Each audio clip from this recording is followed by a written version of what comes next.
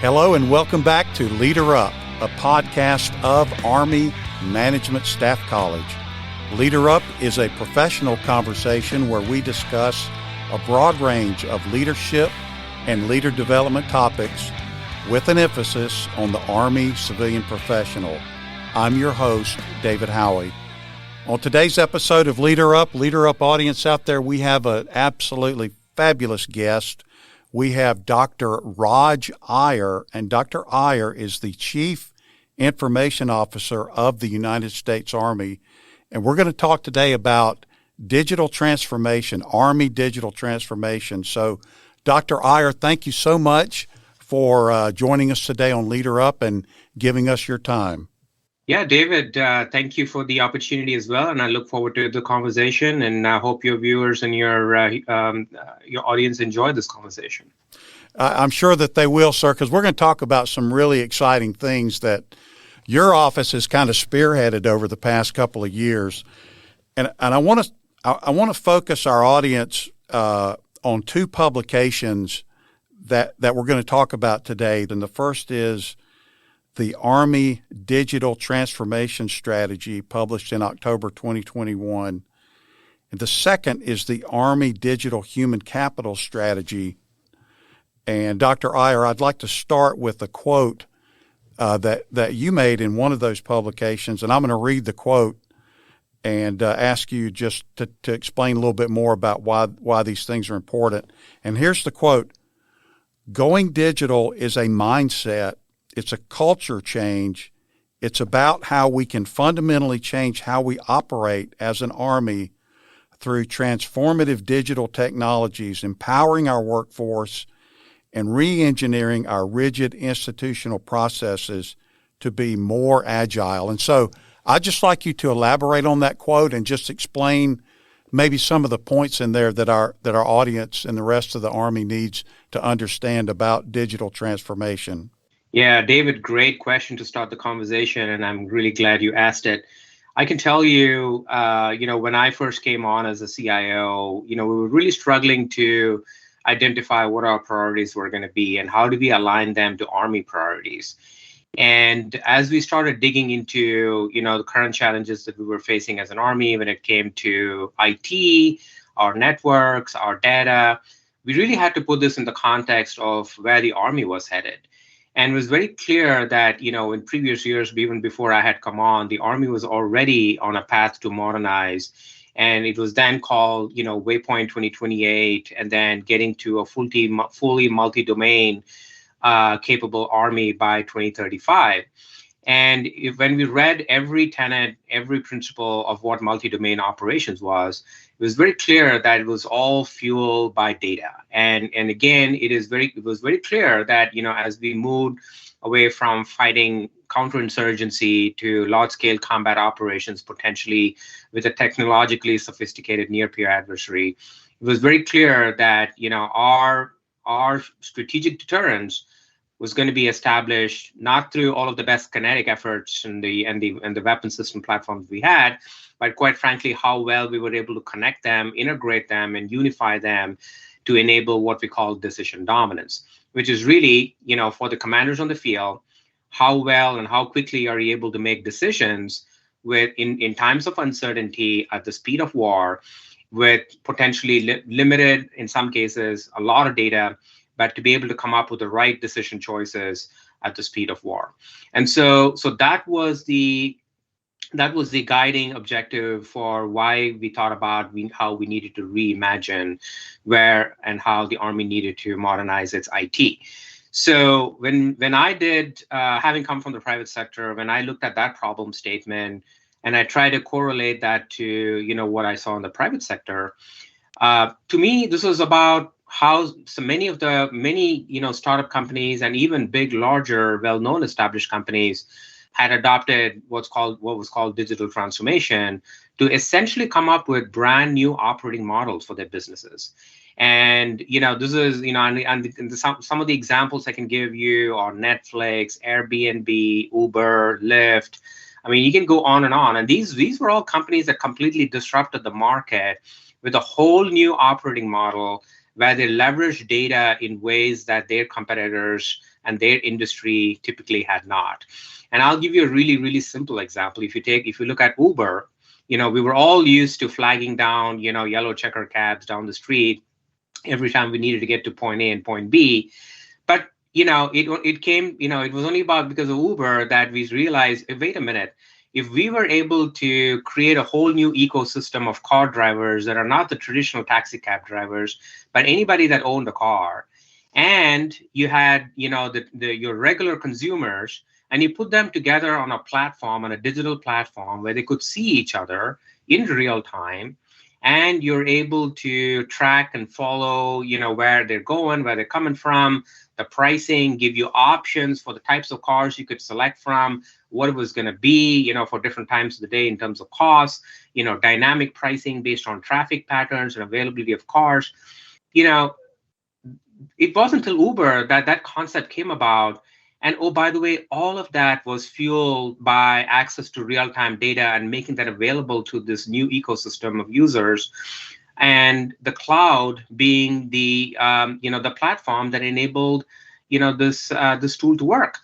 And quite frankly, we can now go and we all for us today, we just take it for granted. We go to our app and we're able to ask for a ride, but that wasn't the case 10 years ago. And yet, when we look at how the entire market has been disrupted, it is very clear that, there's companies like Uber and others that have really found new ways to operate a business and completely disrupt the market. Now, translate that to the Army. The business of the Army is warfighting, right? So how does the United States Army need to take advantage of data and disrupt the market, the warfighting market? And for us, in the great power competition against peer adversaries like China, it is absolutely critical that we play the same game and we leverage the same concepts that digital transformation teaches us to be able to establish strategic deterrence. And so that was the kind of founding principles for how the digital transformation strategy came about. Now, all of the technologies, the digital technologies, are all enablers. Traditionally, we call them IT. We put them in the bucket of IT. But IT has come a long way, and it's really cloud that has really, truly changed the whole landscape. It's become much more easier to adopt cloud, to implement cloud, and to take advantage of it for all kinds of things, from just hosting apps to sharing data to artificial intelligence. And so these are all game changers. And what we found was, whether it was a network, whether it was a cloud, whether it were software systems, cybersecurity, these were all enablers that at the end of the day had to be in support of modernizing the Army through digital transformation. But what we also saw was, for digital transformation to succeed, it wasn't just about the technology. It was about us having to really do things in a different way, operate in a different way with leveraging those digital technologies. And so when we looked at our policies, our processes, whether it's the acquisition process, our talent management process, our requirements process, our budgeting process, they were all very rigid. These institutional processes were very rigid and really were not aligned well to how digital transformation really works, which is all about agility. It's about how quickly we're able to deliver meet the needs of a customer or a consumer, leveraging data. And oh, by the way, we needed to make sure that while we do this, we also address the people aspects and the talent management aspects of the Army workforce that has to transform to becoming much more digitally native. And so when you roll in the technology aspects, the process and the people aspects, and that's how the Army digital transformation strategy came about. And we called out 13 different lines of effort in 3 different buckets. And it was a holistic, comprehensive approach to transforming the Army, and not just focus on technology.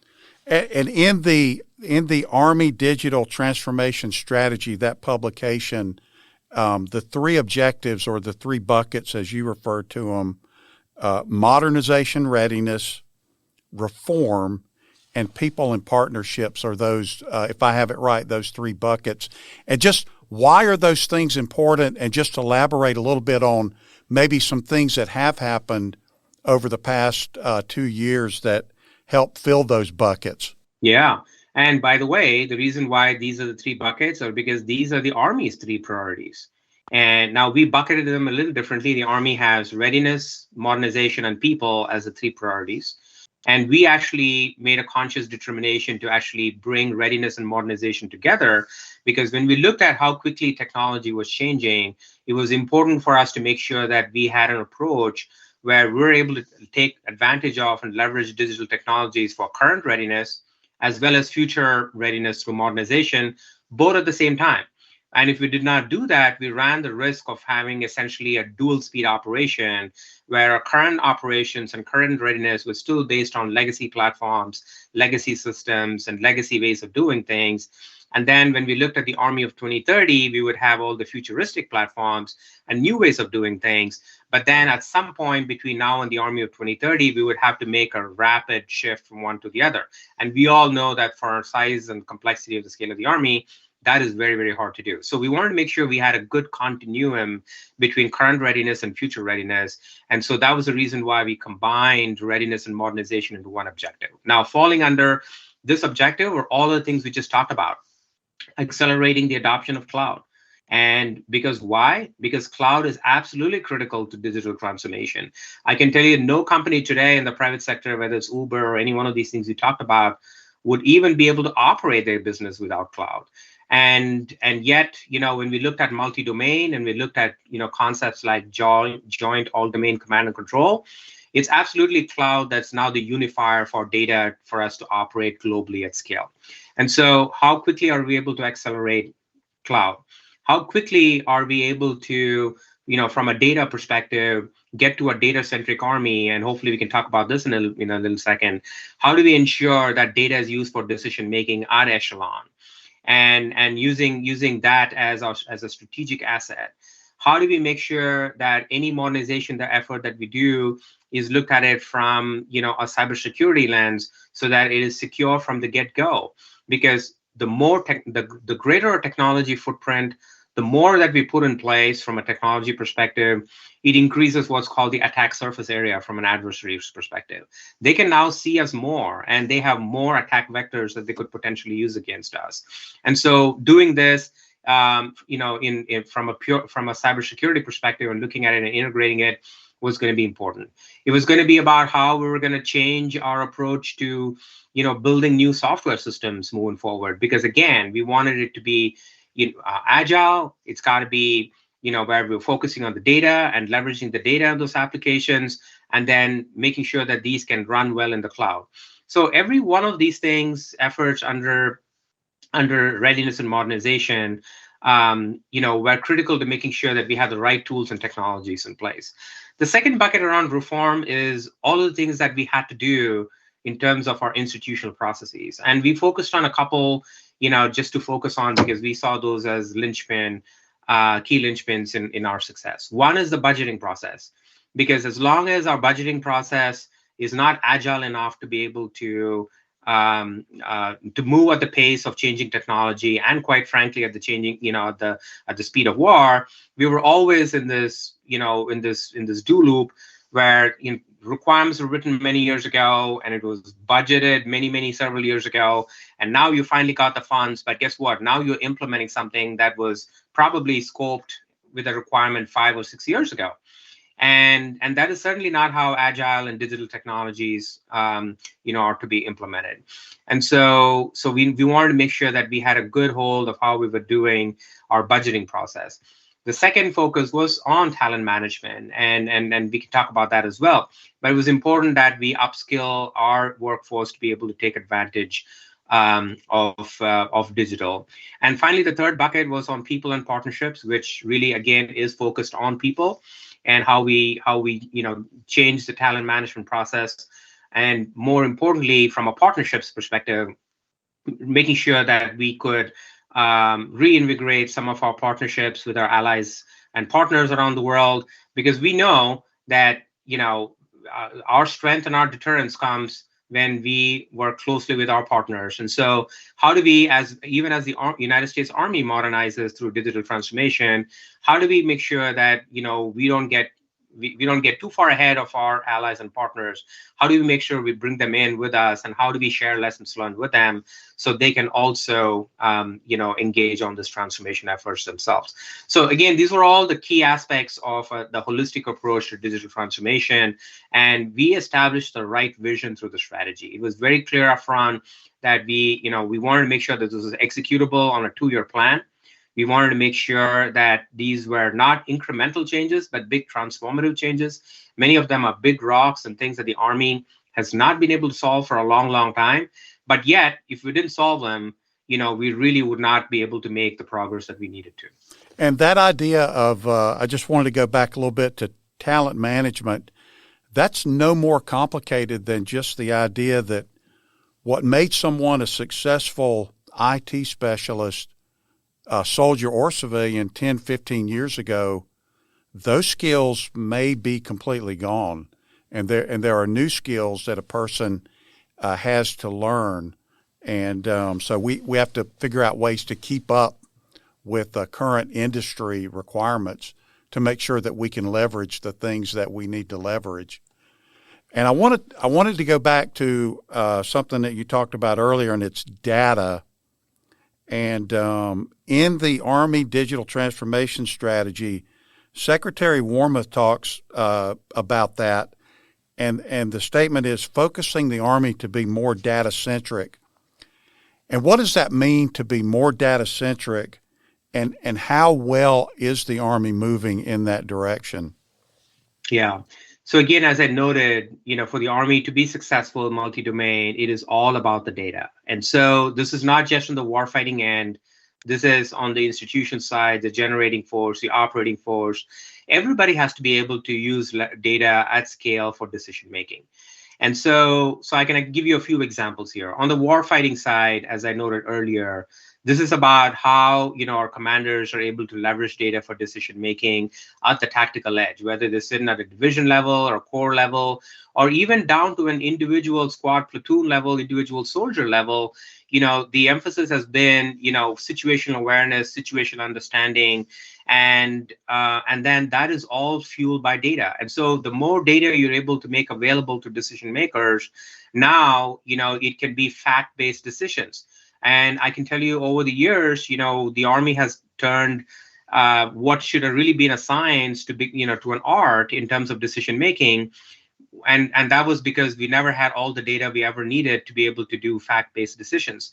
And so, for us to do multi-domain, especially when we look at integrating a lot of kinetic and non-kinetic effects, it's all about how we enable optionality for the commanders. And obviously, we all know this. No commander wants to use the kinetic option first. They want to be able to leverage non-kinetic options such as, cyber operations, information operations. Any one of these things are better ways of operating and warfighting than actually shooting your first bullet. But yet, when we have to look at all of these from a single pane of glass, we just do not have, in the past, the Army has not had an approach to integrate data across all of these different platforms, sensors, applications, readiness data, logistics data, all kinds of operational data, intelligence data. How do we fuse all this in a way to enable decisions for the commander? And so this has been one of our key priorities for the last 2 years for the Army, in terms of how do we get to this kind of common operating picture. And even though we call it as a common operating picture, really what it is it's decision analytics. And because our commanders want to be able to do what if decisions, they want to do what if drills, and they want to be able to also, look at what options they have in a dynamic threat environment. Because when you fight at the speed of war, especially when it's at the speed of hypersonics, you don't have the luxury of trying to roll maps on your table and manually going through a lot of data trying to figure things out. You got to be able to tip and queue large volumes of data very, very quickly, in order to support decision making. So this has been a top priority from the warfighting side of the house. On the generating force side of the house, a key priority is how do we measure the health of the Army? How do we measure readiness, whether it's tactical readiness or strategic readiness? The Army has been maturing to a set of metrics over the last several years to be able to measure and see ourselves better. But to be able to measure and see ourselves better, we need access to data, and that's got to be good, high quality data that we can trust. And yet, without that, there's a lot of manual processes at commands, at units, or data that's getting locked in laptops, things that are still paper or digital paper. And yet, when it comes to decision making, well, then what we do is, we have analysts and we have other, our workforce essentially manually consolidating large volumes of data on PowerPoint slides and presenting them to senior leaders. And I think this is one of the things that, getting to data centricity is moving us away from, is, these static, snapshot in time looks into data to something that's much more dynamic, fed by real-time data for all kinds of decision making. And that is a change that the Army is going through at scale, on the warfighting side, on the business side, and at all levels of the Army. And so in the Army Digital Human Capital Strategy, there are 6 workforce themes, and I'm just going to ask you to address maybe the one or two of these that maybe are the most salient or where we've made some good accomplishments over the past couple of years. And the 6 are: number 1, culture; number 2, professional development; number 3, workforce flexibility; number 4, diversity, equity, inclusion, accessibility; number 5, recruiting, hiring, and retention; and number 6 is developing a tech-savvy workforce. And so I'll just kind of let you pick one or two of those that maybe you're the most excited about, or where we've made some good strides, and address whichever ones of those that you would like to. Yeah, David, they are all important and they go hand in hand. And I do not believe that we can, get one or two of them done and call it done. And we're going to have to do all of them all the way through the life cycle of the talent management process. And so I will start with the front end of it. I think, we've always been struggling with, trying to find, good talent to come work for the Army. And especially now with some of the recruiting challenges that the Army is facing on the uniform side, and the competition that we have for, good top-notch workforce from the private sector. One of the things that we really have to do is make sure that we're maximizing all of the authorities available to us, the maximum flexibility available to us, to ensure that we're able to bring in people, with the right benefit level, with the right compensation for the right skill sets. And as long as we're, stuck in an industrial age era of talent management systems where, you have to come in at a certain GS level and you have to work your way up over the next 30 years to some other point, that is completely inconsistent with where we want to be with digital. And so I can tell you one of the successes we've had recently is the Army's implementation of a new hiring process called the Cyber Accepted Service. This is a whole new talent model for the Army. It's not the GS scale, it's a whole different pay scale where we have much greater flexibility in terms of bringing in people at the right, the right levels all the way up to GS 15. There are, incentives on top of regular pay to ensure that we're able to retain, the best people that we can, and the ability for people to move up and get promoted without having to worry about steps and grade levels and time and grade and all of that. And I think this is going to be a huge starting point in terms of making sure that we have a good process in place. We're also doing everything we can to make sure we expose our workforce to all kinds of training opportunities. We really have to upskill the entire workforce to become a little bit more tech savvy, as I noted, because everybody's now, look at how we are at home. I mean, we as consumers at home have access to more technology, and we use technology in ways that we don't when we go to work.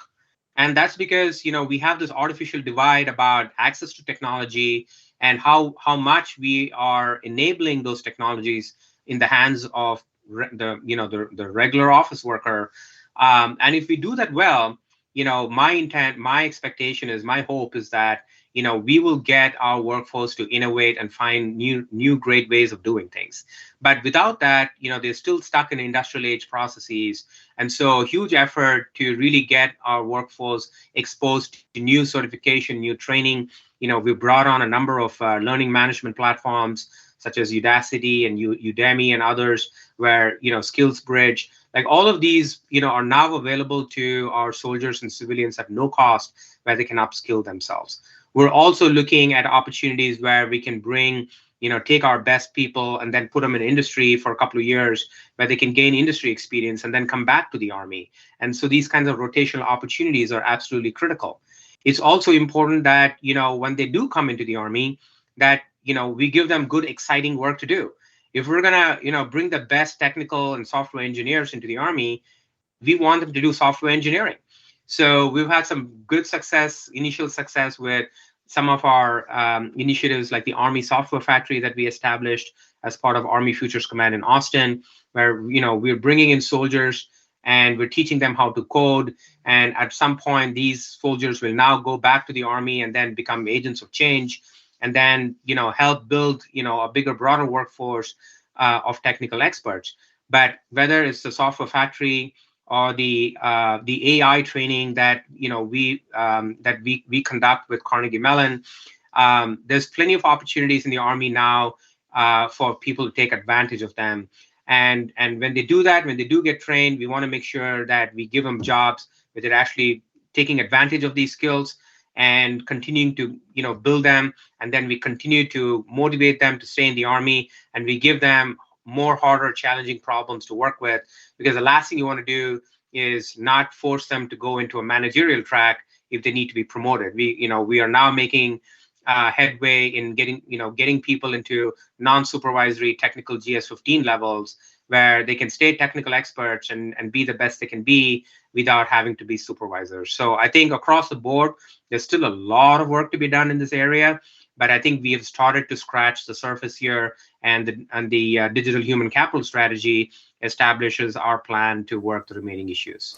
And I'd like to go to a topic, sir, that I've seen emails about, I've heard some discussion about, and it is the Bring Your Own Device program.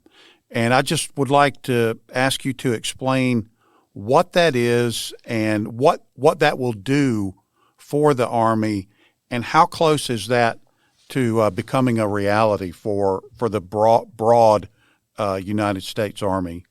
Yeah, so it is already here. So we have over 20,000 users who are onboarding into the BYOD program right now. And then we expect that next year, we will have as many as 800,000 users on it, to enable essentially. And again, the reason why we established the program was, when I came to the job right in the middle of COVID, it was very clear that we needed to enhance the user experience of our workforce. And clearly, this had morale issues. They had potentially, retention issues. And, when you had people working from home and they were not in their offices, and yet they were constrained by not having access to their data, it was clearly very, very frustrating to a lot of our workforce in the early days of COVID. So what we've done since then is, we've taken advantage of the cloud to implement these initiatives like BYOD and virtual desktops. And what this enables them to do is to really bring their own devices, connect to their networks at home, and get access to their full desktop as if they were exactly at work. They would have all their files. They would be able to do all of their work using their own personal devices. And quite frankly, there's cost savings to be had here as well, because, we have, even 30-40% of the workforce that's willing to bring their MacBooks and use them to work, for work, which, or any other, device that they may have, and they prefer to use that for work. Guess what? This program now enables them to do that, and we now need to procure less of them, because these are all, these services are all delivered from the cloud. There is no data or software that resides on these laptops, so it's also secure. And what this does is, it makes it easy for the help desk to support users, because there's no, real laptop to go now, troubleshoot if there's any issues. They can be remotely diagnosed and fixed because the services are delivered through the cloud. And so this truly enhances the user experience, especially as we are in a post-pandemic environment and we continue as an Army to be in this kind of hybrid remote work environment. And we expect these tools to only just continue to enhanced and greater capabilities to be delivered over the next few years. And so, sir, in our final moments, I'd like to talk about your experiences and kind of your service to the United States Army. And I want to start with the fact that you came out of private industry into the United States Army as the CIO, and you are in fact the first civilian to hold that title. And so my question is, your experience has been what in terms of the benefits of coming from private industry and working in the Army and being the first Army civilian to hold the title that you have? So what's that been like, and how has it helped that process for you to have that background and come into the Army as the CIO? Yeah, first, a real honor, a real privilege to have held this position as the first civilian CIO. When you go back and look at the Army's 247-year history, to be the first civilian to hold this role, is truly something that I never expected. And yet, when I look back at the decision I had to make coming into this job, to me, it was very clear. When I was being sought for the position, and then former Secretary McCarthy thought that I was the person to do this job, I had great confidence that I could get the job done. And quite frankly, I told myself, if I didn't do this, when I'm being called to duty, who would do this? And if I say no to this, what is that message? What message am I sending to everybody else? And especially when you look at a time in which the Army was going through this massive modernization effort, at a time when the Army needs the best technical experts that we have in this nation, if we are not here to be part of this, I would say that's a very, very selfish act. And so to me, this is all about giving something back to the nation in some way. And if I was able to make, any kind of positive change, leave the Army in a much better shape than what I found it, then I've left my legacy behind. And from the likes of what I have seen so far and all of the progress that we've made so far, I'm 100% confident that, the successes that we've had are enduring and irreversible. And quite frankly, we have, at the end of the day, changed the culture across the Army. We have shown the workforce that they can innovate, that they can all be change agents like I was. Coming in from the private sector, the advantage I had was I could come in as a dumb guy and ask all the stupid questions. And I wasn't wedded to any one particular idea. And that is so important. And you don't have to be an outsider to do that. The message I have sent the workforce is that every one of our members of our workforce should be able to do that.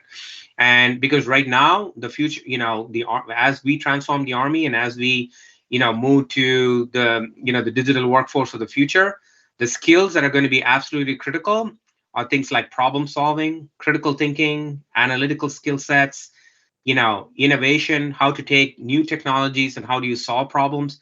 I mean, these are the skill sets that we're all going to need. And hopefully I have shown them how we can do this.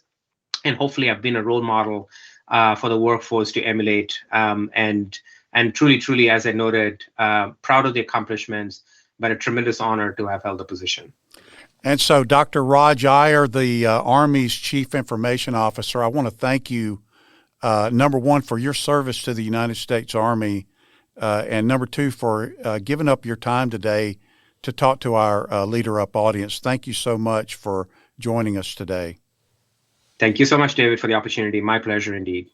And so, Leader Up audience out there, you've just heard from Dr. Raj Iyer, the Army's CIO. What did you hear? What are you interested in?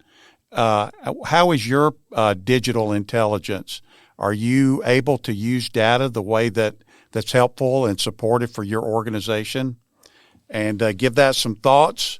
And keep in touch with us here at Leader Up. Let us know what kind of things you want to hear about.